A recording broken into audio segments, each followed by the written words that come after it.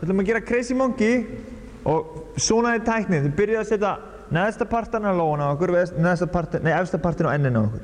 Þannig að svona, báðu megin og svo passa sér bara smá bil á milli olnbogana. Ekki láta það alveg saman, en það er rétt svo pláss þannig að maður getur séð. Þannig að það verður svona lítið pláss á milli. Og þetta bil þarf að vera allan tíman. Þið með ekki setja olnbogana eitthvað svona til hliðar. Þetta gengur ekki.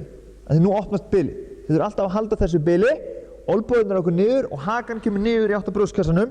Þannig að maður er svona en maður horfir upp. Þannig að ekki láta hökunum fara upp í loftið. Þannig að hakan kemur niður og augun koma upp. Svo koma báðar hendurnar hér og svo gerir þið hreyfinguna hérna. Þannig að úr þessari stöðu þá liftið olnbogunum alltaf upp eða niður og höndin verður að vera á höfðinu okkur þegar þið gerir það. Ekki gera svona. Þá ekki koma bil á milli. Höndin er á höfðinu allan tíman.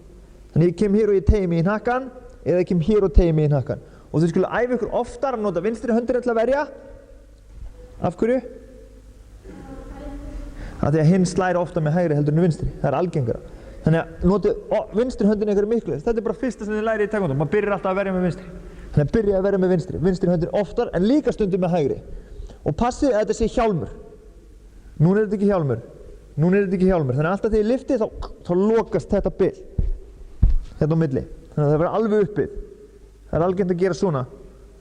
En nú hittist hinn samt í mig. Í loftið og þið verður alltaf að standa með annan fótinn fyrir aftan. Þið verður alltaf að færa ykkur eitthvað.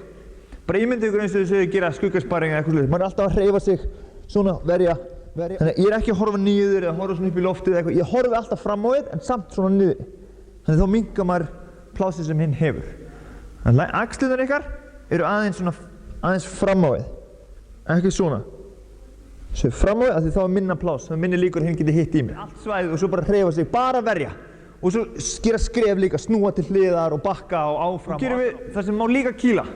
Þannig að alltaf þegar kýlið, þá kýlið úr þessari stöðu. Þannig að maður er að verja, búm, svo kýlir maður og setur höndina aftur tilbaka.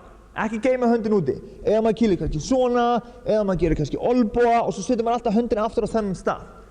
Þannig að þetta hér er bara svona eins og höndin á beltið í púmsi. Hún fyrir alltaf aftur hingað. Ekki setja hana bara einhver staðar. Þannig að þið er búin að slá, búm, setja hana aftur hér. Þið er búin að gera hér, þá setja hana aftur hér. Svo er ég að verja líka. Loka olnboganum. 10 sekúndur eftir.